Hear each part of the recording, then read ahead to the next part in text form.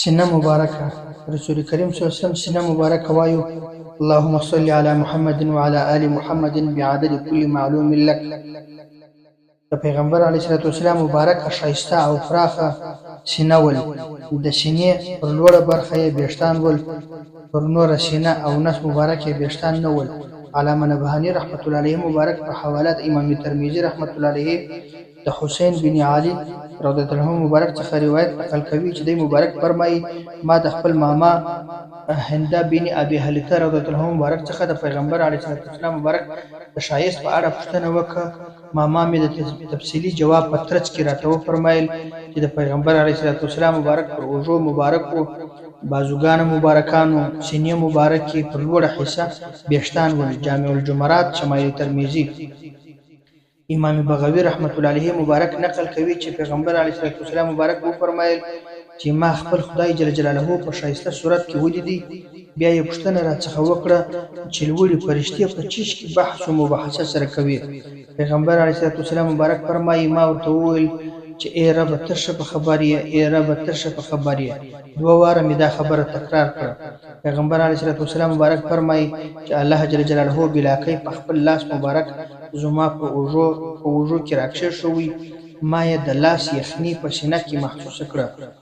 نو سینه مبارکه د پیغمبر علیه السلام مبارک داسې پراخه شوه چې دی مبارک فرمایي بیا مې نو پر هغو مخلوقاتو چې په مځکه یا اسمان کې دي علم باندې راغی، په ټولو شانو پوه شوم.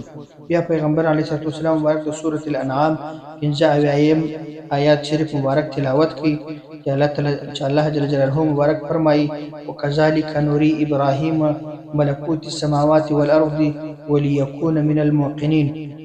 ترجمه همداسې زموږ حضرت سیدنا ابراهیم علیه السلام مبارک ته لویه باچاهي د اسمانو او ځمکې ورښکاره کړې وه ترڅو چې دی د یقین کوونکو څخه شي.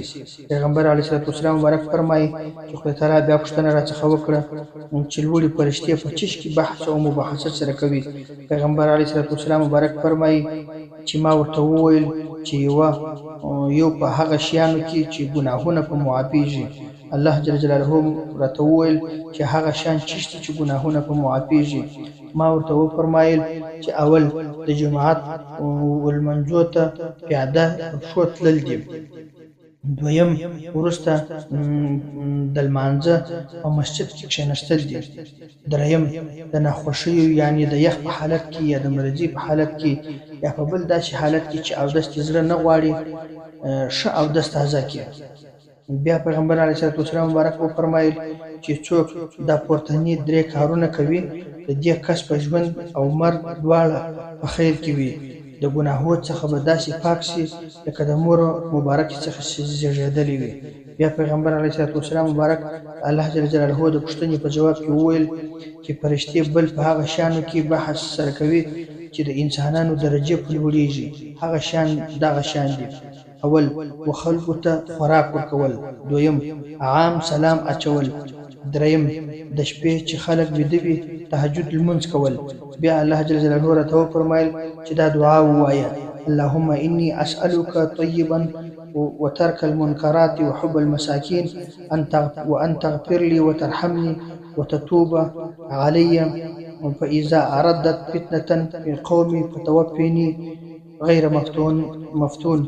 پیغمبر علیه السلام مبارک وفرمایل چې دا دعا زده کړئ. زما د قسم په هغه ذات وي چې زما نفس د ده په قدرت کې دی چې دا حق ده.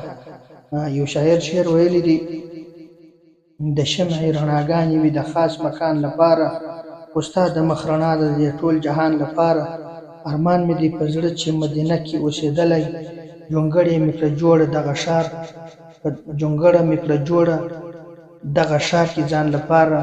رانجکه مې د سترګو پاکه خاوره د یثرب شي، رانجکه مې د سترګو پاکه خاوره د یثرب شي. لوګي به ارمانونه کړم د دې ارمان لپاره.